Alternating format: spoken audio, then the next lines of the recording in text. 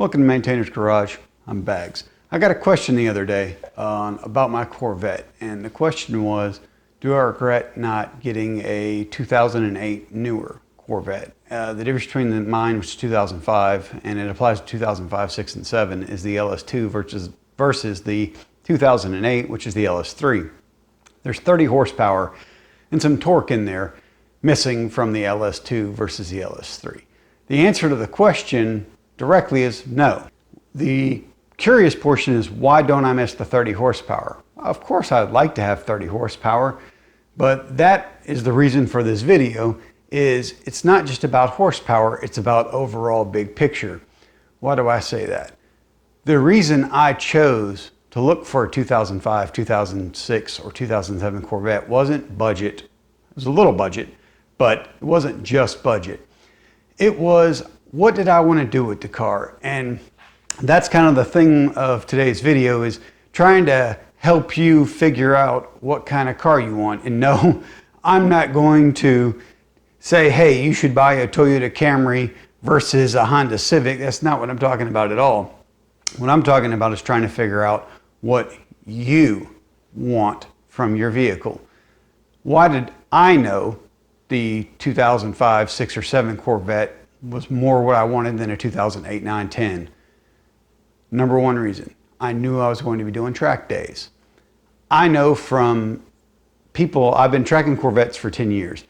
What I've seen and what I've heard and what I've done a little research on the internet to back up is the LS3 has more problems in stock form on road courses than the LS2.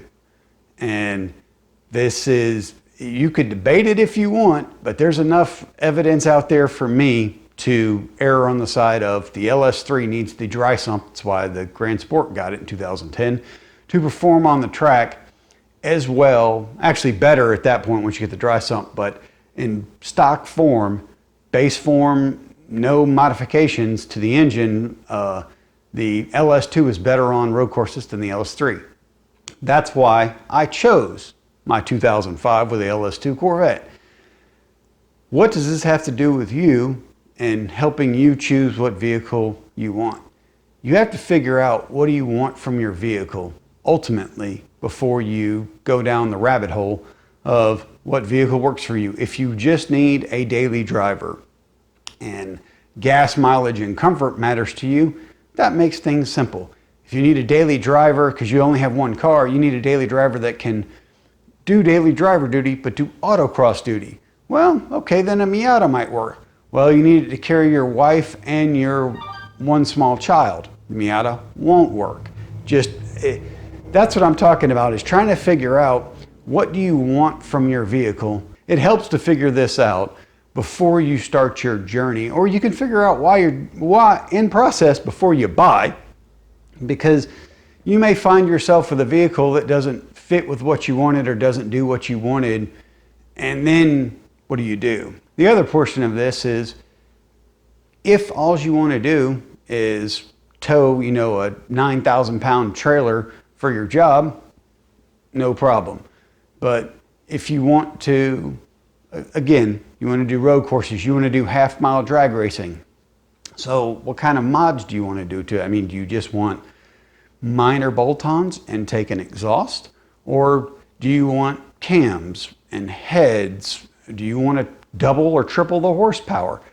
All of that matters to look down the road to try to figure out, like, hey, is this my plan? If you have a car and you go down that road after the fact, it is what it is. If you have these thoughts and you desire to do this stuff with the car that you're looking to buy or thinking about buying, then you need to research it before you do that. I have a little folder here because I'm old and nostalgic. I'll show you a better picture of this. This is my 1997 Nissan Maxima. I bought it back in 2000. Absolutely love this car. Let me just go over this real quick. This is two different dynos from two different dates. The smaller one here is from May of 2002. Max horsepower 172, max torque 184. This other line that's much higher is from September 2004. max power 305, max torque 318. I turbocharged my Maxima back in 2004, and it made a lot of power. Now, it took a long time to get a lot of the bugs worked out, and it was basically a custom kit. And I can't even call it a kit, it was basically custom. And I had to go through a lot of headaches. Now, there was some information on the internet out there to help me pick what fuel controller to use, because there was no standalone ECU. There was no piggyback ECU that was good. I mean, we had Jim Wolf and Stellan, but there weren't a lot of options. So just rough numbers, I spent about $13,000 on the car in 2000. I spent about $10,000 on that turbo kit and everything after the turbo kit to get it right, not including the engine I blew up. Thanks, Jamie, for the engine. Not including the transmission, because it was an automatic and I converted it to 5-speed after I blew up the automatic. Just those kinds of things. So I didn't understand that. I didn't know that when I bought the car. And after the fact, clearly, when I had it, I just wanted to, keep modding it. It was a ton of fun, but it was definitely a ton of pain in the tuchus. So that's something else you need to think about. And these are the only person that can truly answer these questions are you. So you have to figure out, what are you trying, obviously budget matters, but we're not talking about, budget. What are your needs? What are your requirements? What are your wants? And then start thinking about like, well, hey, what else am I going to be doing with the car? Am I going to be driving in the mountains, canyons, back roads? Do I want something that's good at that? Do I need something that, can not just get me around the mountains, but can it take me and the wife and our 2 kids on family road trips? And as a slight side add-on to that is, much like my Maxima, here's something we don't think about a lot. So I almost doubled the horsepower and torque of my Maxima from what it was stock. What does that ultimately mean? Nissan spent millions of dollars researching and developing, testing that Maxima platform, engine, transmission, everything before they released it to the public for sale. I took everything in their wildest dreams about reliability, sustainability, and just working, and balled it up and threw it in the trash can. Everything from the lug nut stud, and I mean that, to the wheel bearing, to the brake caliper, to the half shaft, because it's front wheel drive, CV joint, every single thing was, once I modified my car to over 300 horsepower, was to the point that Nissan never planned for any of that. So nothing in the driveline was ever designed to handle that much power. So I started breaking things. Clearly, I mean, that's what happens. And you just deal with it. And that's the other thing about all of this and understanding what you're trying to buy.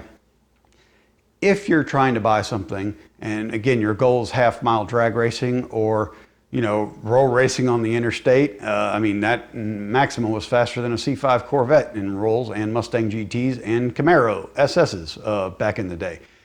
But I digress.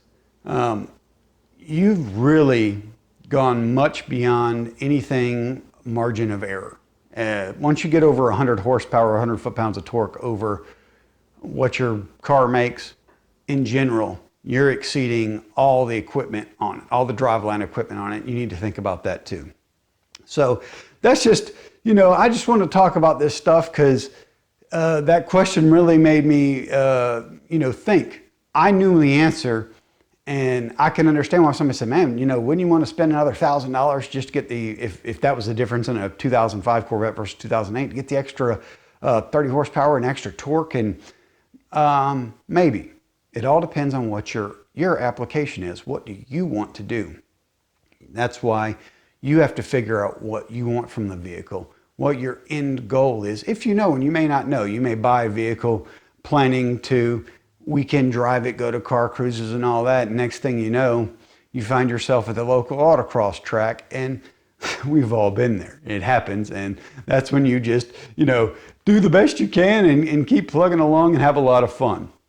So hopefully this video helped out your thought process and potential purchases you may have. And I already answered that question, but I figured I'd give it a longer answer here, and also just give you a little more backstory about where I'm coming from, how I've gotten to these decisions, and why I make the decisions I make now. Thanks for watching Maintainer's Garage. Have a great day.